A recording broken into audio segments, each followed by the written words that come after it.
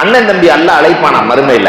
அழைச்சு அண்ணன் கேட்பானா, உன் தம்பியை பத்தி என்ன நினைக்கிறேன்? என் தம்பி ரொம்ப எப்ப பார்த்தாலும் கடை வேணும், அது வேணும், காசு வேணும், இது வேணும் கேட்டுக்கிட்டே இருப்பான். நம்ம பாஷையில நான் சொல்றேன். அண்ணன் சொல்லுவார், கொடுத்து கொடுத்து கொடுத்து திரும்ப கொடுத்ததே இல்லைப்பே. அதுக்கு அல்லாஹ் என்ன செய்யலாம்? அல்லாஹ் வேற ஒண்ணும் இல்ல, இங்க காசு தேவையில்லை, அவன் நன்மையை எடுத்து எனக்கு கொடு. தம்பியின் நன்மையை பறிக்க நினைக்கிற அண்ணனை பார்த்தீர்களா? பெருமானார் கேட்கிறார். அல்லாஹ் சொல்லுவானா, உன் தம்பி ஒரு நன்மையும் செய்யல, வெத்து பேப்பரா வந்திருக்கிறான், ஒரு நன்மையும் உன் தம்பிட்ட இல்ல. அப்ப அண்ணன் அல்லாவுக்கு ஐடியா கொடுப்பானா, நன்மை இல்லாட்டி பரவாயில்ல ரப்பே, என் தீமையெல்லாம் தூக்கி என் தம்பி மேல சுமத்தி அவனை நரகத்துக்கு அனுப்பிச்சிரு, என்னை சொர்க்கத்துக்கு அனுப்பிச்சிரு.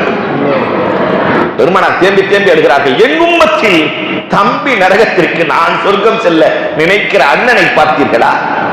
அல்லாஹ் சொல்லுவான், மலக்குகளை அழைத்து சொர்க்கத்தை சுற்றி காட்டுங்கள். சொர்க்கத்துக்கு போனா 72,000 அறைகளை கொண்ட மாளிகை, 72,000 அறைகள் எல்லாம் சுத்தி பார்த்துட்டு, இதை சொந்தமாக்கும் சக்கரவர்த்தியா? இதை யார் சொந்தமாக்க போகிறார்கள்? எவ்வளவு பெரிய பணக்கார வாங்க போறான்?